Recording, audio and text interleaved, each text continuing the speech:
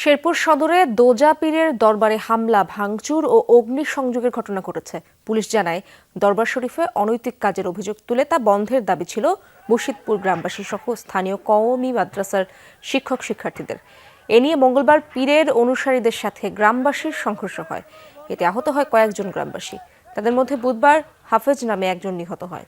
আজ সকালে তার জানাজা শেষে পীরের দরবারে হামলা, ভাঙচুর, অগ্নিসংযোগ করে উত্তেজিত জনতা। চালানো হয় লুটপাটও। এলাকায় থমথমে অবস্থা বিরাজ করছে, জোরদার আছে নিরাপত্তাও।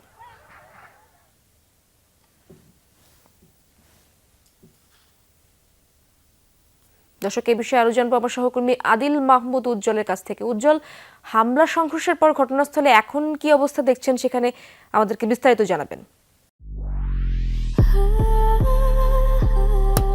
Walton switch, stylish and elegant. Ishrat, আপনি যেমনটি বলছিলেন, আসলে আজকে সকাল থেকেই কিন্তু বেশ উত্তপ্ত হয়েছিল এই লছমপুর ইউনিয়নের যে মুর্শিদপুর দরবার শরীফ আছে সেই এলাকাটি।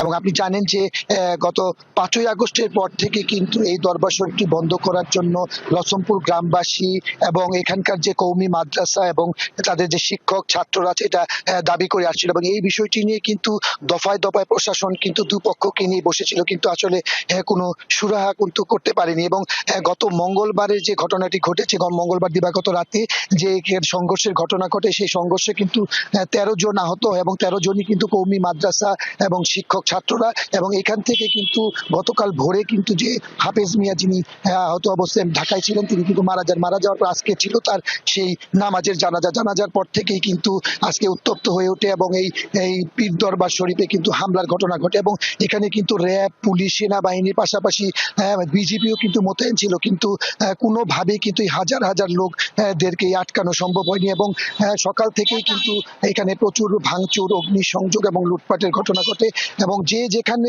যেমন পেয়েছে সেখানে কিন্তু আগুন ধরিয়ে দিয়েছে। এবং এখন পর্যন্ত কিন্তু সেখানে আসলে প্রশাসনের লোকজন কিন্তু নেই, তারাও কিন্তু চলে এসেছে।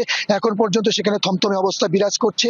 এবং এই বিষয়টি কিন্তু এই পুরো কামালপুর শেরপুরে যে সড়ক, কুসুমাটি সড়কটি কিন্তু বিকাল 3টা পর্যন্ত বন্ধ ছিল। এখনো অবস্থা থমথমে অবস্থা আছে। ইশরাত, উজ্জ্বল, ধন্যবাদ আপনাকে।